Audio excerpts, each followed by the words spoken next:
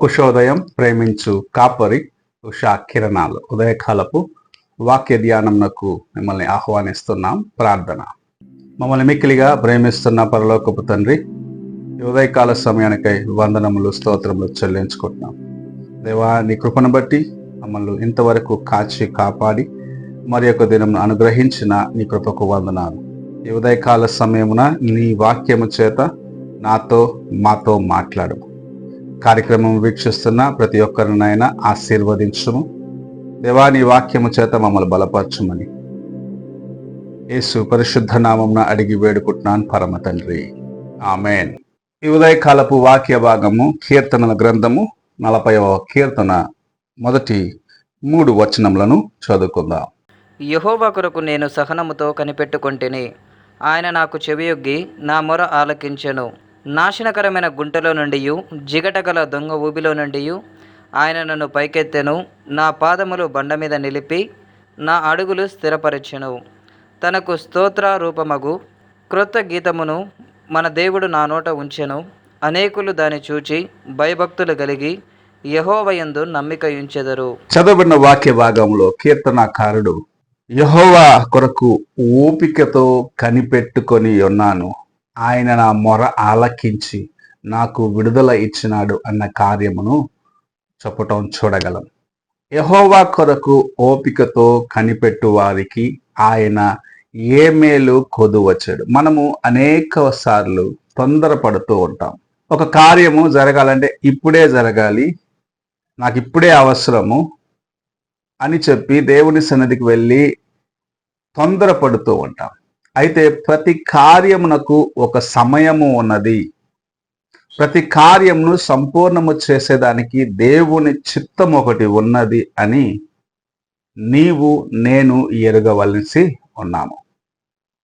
సమయానికి ముందు అనేకమైన కార్యములను తలపోసుకొని ఇది జరగలేదు అని వేదనతో అనేక సార్లు దేవుని యొక్క సన్నిధికి వెళ్ళటానికి కూడా అనేకులు ఆపివేస్తూ ఉంటారు.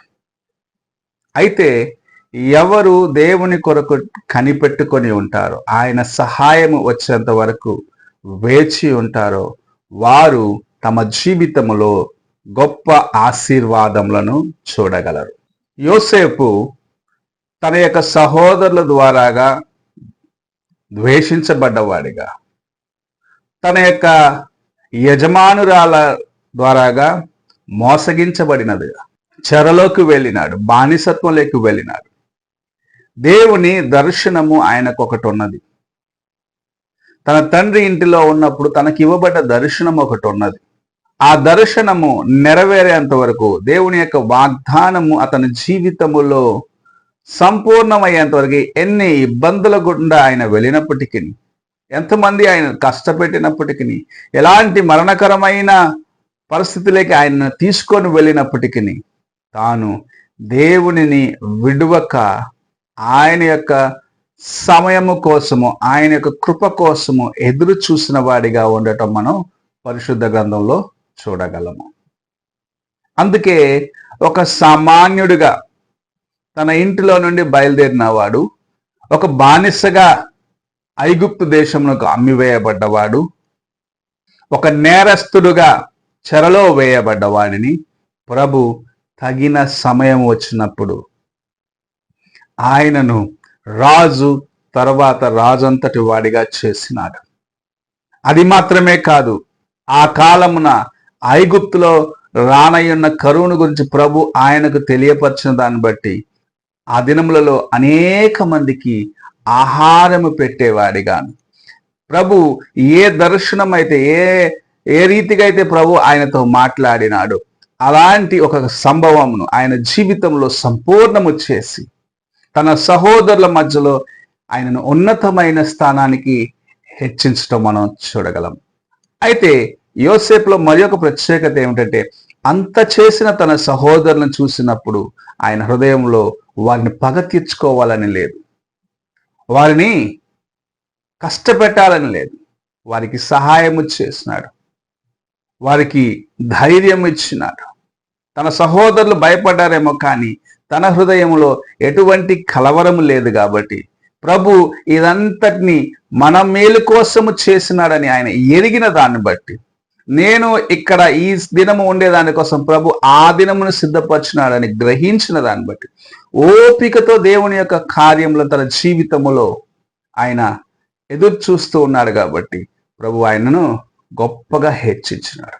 రెండవ కార్యం మనం చూసినట్లయితే, జిగటగల ఊబిలో నుండి, నాశనకరమైన గుంటలో నుండి నన్ను ప్రభువు లేవనెత్తినాడు అని కీర్తనాకారుడు చెప్తున్నాడు. నిజముగా ఎన్నోసార్లు భయంకరమైన కష్టముల మధ్యలో, లైన్ రిపీట్ చేస్తాను, అనేక సార్లు మనం ఎదుర్కోలేని కష్టముల గుండా వెళ్తూ ఇంకా ఇందులోంచి బయటికి రాలేను అనుకొని మరణమే ఇంకా నాకు శరణాగతి అనుకున్న వారు అనేకులు ఉన్నారు.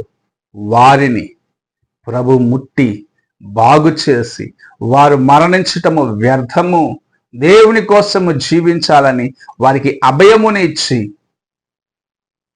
లేవనెత్తి తమ జీవితములో ప్రభు వారిని ఉన్నత స్థితికి లేవనెత్తిన వాడిగా ఉన్నాడు. ఈ ఉదయకాలమున ప్రభు నీకు అదే కార్యము తెలియపరుస్తున్నాడు, నాకును అదే కార్యము తెలియపరుస్తున్నాడు.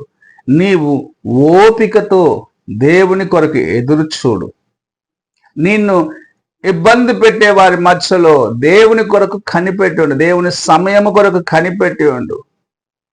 ఆయన నీ ప్రార్థనలు ఆలకించి నీకు జవాబిస్తాడు. నీ ఎదుట ఉన్న శోధనలు ఎంత కష్టతరమైనవిగా నీకు కనిపించినను వాటి నుండి నిన్ను విమోచించి ప్రభువు నిన్ను ఒక దినమున లేవనెత్తినప్పుడు నీ శత్రువులు, నిన్ను గాయపరచాలనుకున్న వారు నీకు ముందు నిలిచి తమ తలలు వంచుకునే దినము ఒక దినము వస్తుంది. అలాంటి కార్యము ప్రభు నీ కోసము చేసేంత వరకు ఓపికతో, సహనముతో దేవుని వాక్యమును చేత పట్టుకొని దేవుని కొరకు నమ్మకస్తులుగా ఉండటానికి ప్రయత్నించు. అప్పుడు ప్రభు తన కార్యములను నీ జీవితంలో సంపూర్ణము చేస్తాడు. ప్రార్థన చేసుకుందాం. మహోన్నతుడు అయిన గొప్ప దేవ, ఈ ప్రాతకాలమున మీరు మాకు అనుగ్రహించిన నీ వాక్యమును బట్టి వందనాలు చెల్లించుకుంటున్నాం. ఓపికతో, సహనముతో నీ కోసము కనిపెట్టుకొని ఉన్నప్పుడు నీవు నా మొరలు ఆలకించి జవాబు ఇస్తావన్న కార్యమును నీ వాక్యము చేత మాకు బయలుపరిచి ఉన్నావు. దేవా, మా అవసరతలను బట్టి కంగారు పడకుండగా ఓపికతో నీ సమయం కోసం ఎదురు చూసేదానికి మాకు నేర్పించమని యేసు పరిశుద్ధ నామమున అడిగి వేడుకుంటున్నాను పరమ తండ్రి, ఆమేన్. తండ్రి అయిన దేవుని ప్రేమ, కుమారుడైన క్రీస్తు కృప, ఆదరణకర్త అయిన పరిశుద్ధాత్మక సహవాసము ఇప్పుడును ఎల్లప్పుడూ తోడయుండి సదాకాలము నడిపించునుగాక. ఆమేన్.